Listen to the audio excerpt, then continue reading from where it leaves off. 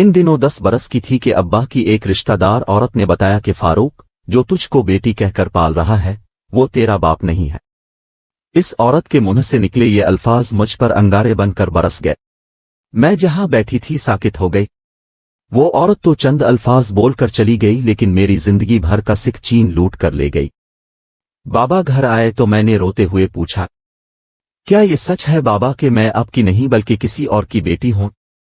हाँ बेटी, ये सच है, और ये भी सच है कि हकीकत बहुत दिनों तक छपाई नहीं जा सकती। दरअसल तुम्हारे माँ बाप एक एक्सीडेंट में वफात पा गए थे। तुम इस वक्त महज 1.5 साल की थीं। तुम्हारे वालिद मेरे दोस्त थे। जब मुझे इल्म हुआ मैं अपने दोस्त के घर गया, वो दफनाए जा चुके थे और तुम उनकी घरेलू मुलाजमा की गोद में थीं। तुम्हारे वालिदैन के रिश्तेदार तुमको लेने पर आनाकानी कर रहे थे और एक दूसरे से कहते थे कि तुम इस बच्ची को रख लो। जब मैंने ये मंजर देखा तो आगे बढ़कर तुम्हें उठा लिया और उनसे कहा कि अगर आप लोग इस बच्ची की जिम्मेदारी उठाने से हिचकिचा रहे हैं तो उसे मुझ सौंप दीजिए। अहमद मेरा बचपन का दोस्त था। मैं उसकी बच्ची को अपनी बेटी समझकर पालूंगा। चूंकि तुम्हारे वालिदैन के बहुत करीबी अजीज यानी सगे बहन भाई नहीं थे, लिहाजा दौर के रिश्तेदारों ने मेरी इस पेशकश को गनीमत जाना। यूं मैं तुमको मुलाजमा समेत अपने घर ले आया। मेरी बीवी तुमको पाकर बहुत खुश थी क्योंकि हम बे औलाद थे। उसने बड़े चाव से तुम्हारी परवरिश शुरू कर दी, मगर उसकी जिंदगी बहुत मुख्तसर थी। जब तुम 4 साल की थीं तो बुखार में गलत इंजेक्शन लगने से इसकी वफात हो गई। ये किस्सा सुनाकर बाबा जान रोने लगे। मैं भी रो रही थी।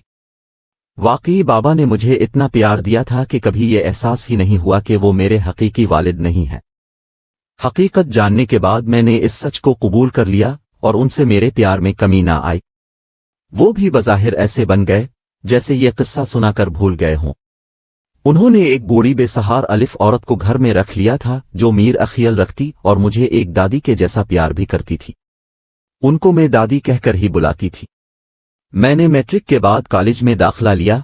मेरी लियाकत और जहानत के बाइस मुझे कॉलेज की तरफ से स्कॉलरशिप मिलने लगा। इस बात की बाबा जान को बहुत खुशी थी। हमारे साथ लड़के भी पढ़ते थे। लायक होने के साथ साथ चूंकि मैं खूबसूरत भी थी, तभी अक्सर कॉलेज के लड़कों की निगाहों का मरकज रहती थी। मुझको बाबा जान की इज्जत का बहुत ख्याल था, तभी मैं किसी को खातिर में नहीं लाती थी। FA तक मैंने किसी से राबता ना रखा। अलबत्ता एक लड़के एहसान से मरूब रहती थी क्योंकि वो क्लास में अव्वल पोजीशन लेता था। वो एक बेवा का मगरूर सा बेटा था और मेरी तरह किसी से वास्ता नहीं रखता था। जिन दिनों में 3rd ईयर में थी, एक दिन अचानक एहसान ने मुझसे सीधे के दिया कि मैं तुमसे शादी की ख्वाहिश रखता हूं, लेकिन तालीम मुकम्मल हो जाने के बाद। क़ब्ल अज़ीं इसलिए बता दिया है ताकि तुम्हें सोच विचार के लिए टाइम मिल जाए। इसकी दो टोक लहजे में इतनी अहम बात सुनकर मैं दम बखुद रह गई। गुमान भी ना था कि अपनी आइंदा जिंदगी में बतौर शरीक हयात वो मेरे बारे में सोच रहा है। इस दिन यूं लगता था जैसे आज छठी ही नहीं होगी। वक्त बड़ी मुश्किल से कटने लगा। घर पहुंचकर बाबा जान को बताना चाहा क्योंकि कॉलेज में दाखिला लेते वक्त उन्होंने वदा लिया था कि अगर कोई ऐसी बात होगी तो मैं उनको बताऊंगी और बिल्कुल भी कोई बात उनसे नहीं छिपाऊंगी कि जिससे इनकी इज्जत पर हर्फ आता हो। आंखों में नए ख्वाब सजाए जब मैं अपनी धन में घर के दरवाजे पर पहुंची तो वहां मंजर ही कुछ और था। हमारे मकान के सामने बहुत से लोग जमा थे।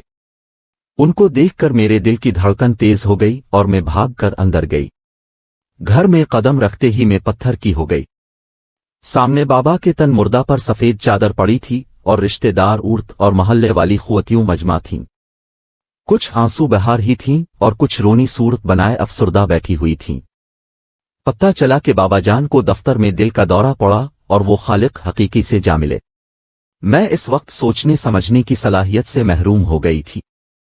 समझ में नहीं आ रहा था कि अचानक क्या हो गया है। दिल से फरियाद निकल रही थी कि ए अल्लाह, एक बार मैं इस भरी दुनिया में तन्हा रह गई हूं। उस वाकया के 40 रोज बाद एक दिन दर पर दस्तक हुई। सामने एहसान खड़ा था। आंखों पर यकीन नहीं आ रहा था कि वो खुद मुझ तक आ गया है। मैंने इसको कमरे में बिठाया और चाय से तवाज़ो की। उसने पूछा, कब तक कॉलेज यूगी? अब कॉलेज कैसे आ पाऊंगी? मेरे तालीमी अखराजात उठाने वाला तो चला गया है। उसने कहा, अगर तुम चाहो तो मैं तुम्हारा सहारा बन जाऊं। कौन किसी का सहारा बन सकता है एहसान? और कब तक? और ये दुनिया क्या कहेगी? तुम ठीक कहती हो, क्योंकि अब तुम दुनिया में अकेली रह गई हो और इज्जत वाला हल यही है कि मैं तुमसे शादी कर लूं। यकीन करो, मैं तुमको दुनिया की सारी खुशियां दूंगा और कभी बेवफाई नहीं करूंगा। ये एक बड़ा अहम और संजीदा फैसला था। उस वक्त मेरी उम्र 18-19 बरस थी। मैं भला तन्हा इतना बड़ा फैसला कैसे कर सकती थी? तभी मैंने एक लम्हे के लिए सोचा कि ये पहाड़ी जिंदगी कैसे गुजारूंगी। पहले ही इसे पसंद करती थी। एहसान से कहा कि अपनी उम्मी को मेरे पास ले आओ। अगर वो मुझे बखुशी गिले से लगा लेंगी तो मैं हाँ कह दूंगी। इसके बाद एहसान की वालिदा तकरीब रोज मेरे पास आने लगें। मैंने मोहल्ले वालों को बता दिया कि ये मेरी सगी खाला हैं। अब मैं तन्हा हूं, लिहाजा ये रोज आती हैं ताकि लोगों को बातें बनाने का मौका ना मिले। बाबा जान के इंतकाल के 6 माह बाद मैंने एहसान से शादी कर ली। उनका मकान बाबा जान के एक भतीजे ने ले लिया और बूढ़ी अम्मा को भी, जिन्हें दादी कहा करती थी, अपने साथ ले आई, क्योंकि उनका कोई आसरा नहीं था। इस बुजुर्ग खातून को बाबा जान लावारसों को पनाह देने वाले एक इदारे से लाए थे। एहसान ने शादी के 4 साल बाद तक मुझे खुश रखा और कोई तकलीफ ना दी, लेकिन जब उनकी मां का इंतकाल हो गया तो उनका रवैया बदलने लगा। बदकिस्मती ये कि मेरे कोई औलाद भी ना हुई थी, जिसकी मोहब्बत में खोकर मैं शौहर की बेएतनाई को महसूस न करती। ताहम उनकी मुझसे ये बढ़ती हुई बेएतनाई औलाद न होने की वजह से नहीं थी। इसकी वजह कुछ और थी जो मैं नहीं जानती थी। यही समझती थी शायद उनका दिल मुझसे भर गया है, क्योंकि अब तो जरा सी बात पर एहसान मुझे कहते थे कि नूर, मैंने तुमसे शादी करके जल्दबाजी में गलती कर ली है। खुदा के लिए अब मेरा पीछा छोड़ दो। उनके ऐसे अल्फाज मेरे दिल पर तीर बनकर लगते थे। एक दिन कहने लगे, अब तो जब भी तुम्हारी सूरत देखता हूं मेरा दिल करता है कि तुमको कत्ल कर दूं। मैं पूछती कि मेरा क्या कसूर है? कहते थे कि कसूर तो कुछ नहीं है। मेरी खुद समझ में नहीं आता कि तुमको देखकर मुझे गुस्सा क्यों आता है। एक तो ये भी पता नहीं तुम कौन हो, किसकी औलाद हो और तुम्हारे बाबा ने तुमको किससे लेकर पाला था। मैंने इनको समझाने की बहुत कोशिश की, लेकिन वो दिन बदन और संगदिल होते गए। एक दिन जब मैंने खाना उनके सामने रखा, उन्होंने सिर्फ एक लुकमा ही चखा और जोर से एक थप्पड़ मेरे मुंह पर मार दिया। सालन का डोंगा भी परे फेंक दिया और बोले कि तुमको सालन पकाने तक का ढंग नहीं आया है अभी तक। क्या खाना ऐसे बनाते हैं? नमक क्यों इतना ज्यादा डाल दिया है? मैं इस अचानक हमले से घबरा गई। थप्पड़ मुंह पर पड़ने से आंखों के आगे तारे से नाचने लगे और फिर मैं इस सदमे संभलने भी ना पाई थी कि मेरे कानों से उनके ये अल्फाज टकराए, मैं तुमको हमेशा के लिए छोड़ता हूं। जी चाहा खुदकशी कर लूं, मगर मुर्दा की होकर जमीन पर बैठ गई, रोना तक भूल गई। वो तो ये कहकर घर से निकल गए, लेकिन मैं सोचती रह गई कि अब कहां जाऊंगी। मेरे साथ बाबा जान के घर से जो दादी अम्मा आई थीं, वो ये सब सुन रही थीं। उन्होंने कहा, बेटी रो मत, मैं तुम्हारे बाबा फारूक के भतीजे अरमगान को सारा अहवाल जाकर बताती हूं और उससे पूछती हूं कि अब तुमने कहाँ जाना है। हम दोनों बाबा फारूक मरहूम के घर आ गए। अरमगान घर पर ही था। मुझको इस कदर परेशान देखा तो कहा, आपा खैरियत तो है? आज इतने अरसे के बाद कैसे आई हो? मैंने तमाम हाल इसको बता दिया। वो कहने लगा, तुम फिक्र मत करो, ये तुम्हारा ही घर है। तुम आराम से दादी अम्मा के साथ यहां रहो। मैं खुद तुम्हारे खावंद से बात करता हूं, आखिर वो क्या चाहता है। अरमगान ने एहसान के ऑफिस जाकर बात की तो उसने साफ कह दिया कि मैं नूर को तलाक दे चुका हूं। इसके बावजूद अगर वो माली परेशानी से घबरा रही है तो मैं हर माह उसका खर्चा पहुंचुतार होऊंगा, लेकिन अब वापस इसको घर में नहीं ला सकता। ये सुनकर मेरी आंखों से आंसुओं की बरसात बरस पड़ी। खुदा ने अरमगान के दिल में रहम डाल दिया। उसने मुझे तसल्ली दी। कहने लगा कि तुम मेरे चचा की बेटी हो, उनकी इज्जत हो तो हमारे खानदान की भी इज्जत हो। इस नाते में इस रिश्ते को निभाऊंगा, तुम फिक्र मत करो।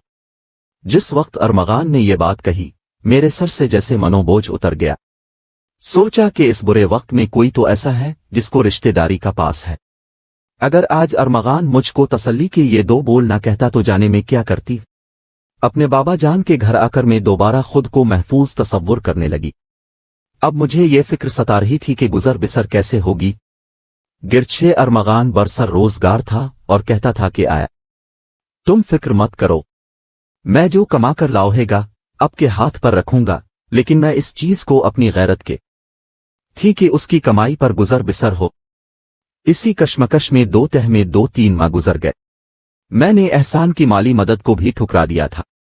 भला जिस शख्स ने मुझसे आंखें बदल लें और बीच मंझधार में बिला कसूर मुनाफी समझती थी तन्हा छोड़ गया, मैं क्यों उसके चंद टके कबूल करती। इससे तो भौ के मर जाना अच्छा था। मैं बेशक बेआसरा थी, मेरा कोई नहीं था मगर खुदा तो था। अभी मेरे गैरत मरी नहीं थी और न ही खुदा पर मेरा यकीन मुतजलजल हुआ था। मुझे जल्द ही पता चल गया कि एहसान ने दूसरी शादी कर ली है। दरअसल वो जिस ऑफिस में काम करता था, वो लड़की वहां एक रोज किसी काम से आई थी, तभी उनकी जान पहचान हुई थी। ये दोनों मिलने लगे और एहसान उसके ठिकाने पर जाने लगा। उसका नाम वहीदा था। वो दिलकश थी, सो उसकी दिलकशी में गुम होकर एहसान ने बाकी हर शय को भुला दिया था और होश व हवास से ही बेगाना हो गए थे। होश आया, आंखें खिलीं तो उन्होंने वहीदा को बेवफा पाया।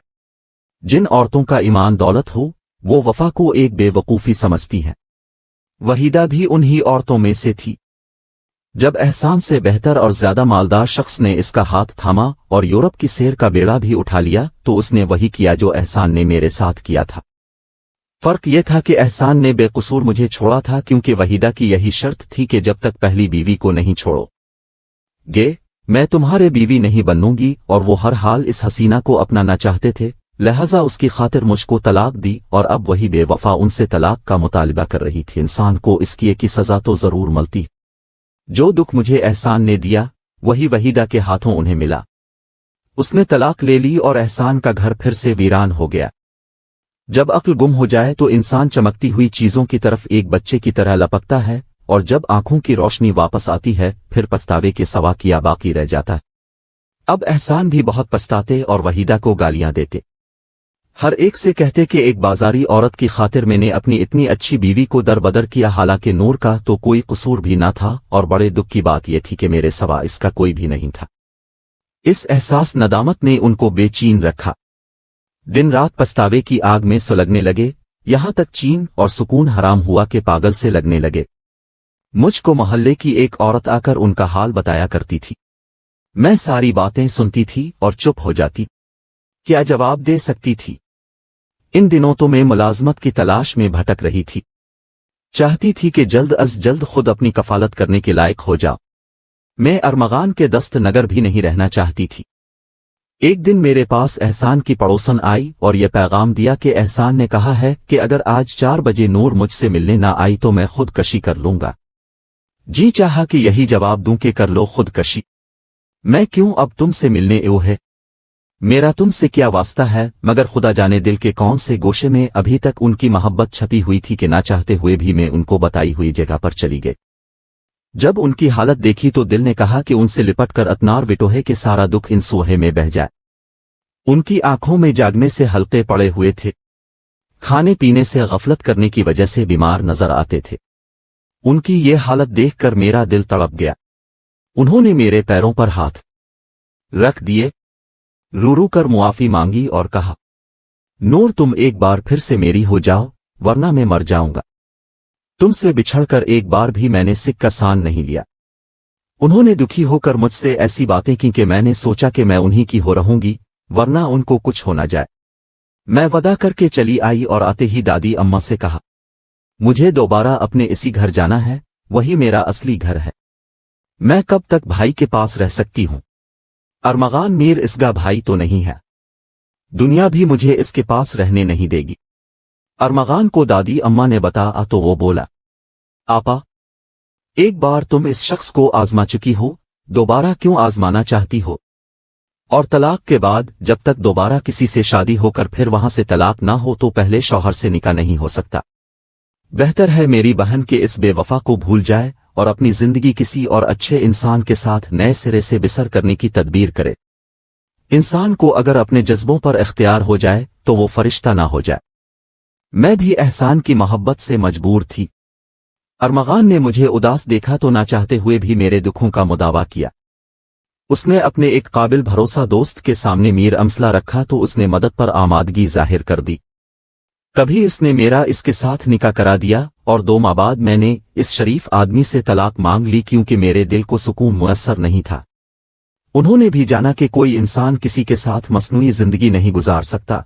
उन्होंने मुझे तलाक दे दी। इद्दत की मुद्दत पूरी हो जाने के बाद अरमगान ने एहसान को बलवा कर मेरा इसके साथ दोबारा निकाह करवा दिया, इस शर्त पर कि आइंदा वो मुझे फिर कभी कोई तकलीफ ना देंगे। निकाह से पहले अरमगान ने एहसान के सामने ये शर्त भी रख दी कि वो घर को भी मेरे नाम करेंगे। इस शर्त को भी एहसान ने बिला चून व चरा मान लिया। यूं मैं अरमगान की दुआओं के साथ दोबारा इस घर में जा बसी, जो पहले भी मेरा घर था। एहसान से बेवफाई की चोट खाने के बाद बावजूद में इस चोट के दर्द को भूल गई और ऐसा महसूस हुआ कि मेरा खोया हो उस कौन दोबारा मुझे मिल गया है। अब एहसान को सचमुच मेरी कदर आई और वो अब बहुत प्यार से मेरे साथ रहने लगे। उनकी सेहत भी रफ्ता रफ्ता अच्छी होती गई और खुश नजर आने लगे। दोबारा से ऑफिस भी ज्वाइन कर लिया। गम के दिन लंबे और खुशियों के मुख्तसर होते हैं, लेकिन हमने दोबारा एक हो जाने के बाद 30 साल इकट्ठे खुशो खुर्रम गुजारे। ताहम खुशियों का भी कभी ना कभी अंत होता ही है। तो एक रोज एहसान मुझे रोता हुआ छोड़कर दुनिया से चले और मैं आज भी इसमें जी रही हूं कि बाद मरने के मैं एक बार फिर उनसे मिलूंगी।